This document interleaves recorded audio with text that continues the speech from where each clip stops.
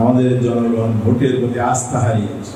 সরকার বারবার বলছে উৎসবমুখর পরিবেশে নির্বাচন হবে, ইতিহাসের সেরা নির্বাচন হবে। আপনাদের ভূমিকা যেন জনগণের আস্থা ফিরিয়ে আনে, পজিটিভ ভূমিকা রাখলে ফিরে আসবে, তাহলে উৎসবমুখর পরিবেশে নির্বাচন হবে। আর আপনাদের ত্রুটির কারণে, অবহেলার কারণে, দায়িত্বহীনতার কারণে ব্যর্থতা ঘটে, সকল দায়িত্ব আপনাদেরকে নিতে হবে।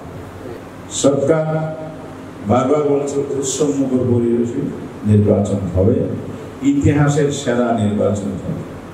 জাতির কাছে সরকার যে প্রতিশ্রুতি দিয়েছে এটা যেন অবশ্যই পূরণ করে। এটার জন্য কি লাগবে? প্রশাসনের নিরাপত্তা লাগবে। এটা আমরা লেভেল ফ্লাইং ফিল্ডের কথা বলেছি। এদের সরকার এখন বদলি করছে। আজকে দেখলাম যে এসপিদের বদলি 64 জেলায় হয়েছে। সরকারের কমিটমেন্ট এটা ছিল লটারি ভিত্তিতে হবে। আমরা বিশ্বাস করতে চাই, কিন্তু কিছু তথ্য আসতেছে এখানে কিছু হয়েছে। সরকারকে বলবো আপনাদের মাধ্যমে সেটা যদি ঘটে থাকে অবশ্যই যেন এগুলো সংশোধন করা হয়। আর যাদেরকে নিয়োগ দেওয়া হয়েছে তারা কনস্টিটিউশন অনুযায়ী তারা প্রজাতন্ত্রের কর্মচারী।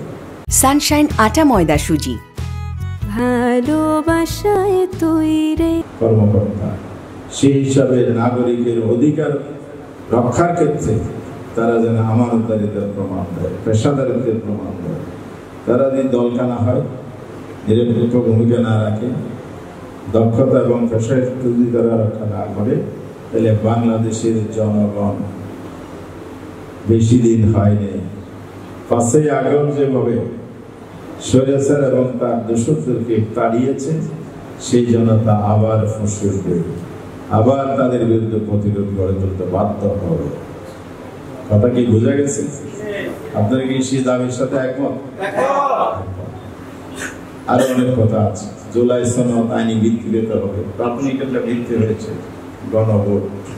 এই জন্য আপনাদের পাড়া প্রতিবেশী যাকে পান ভোট কেন্দ্রে যেন যায়, গণভোটে অংশগ্রহণ করে।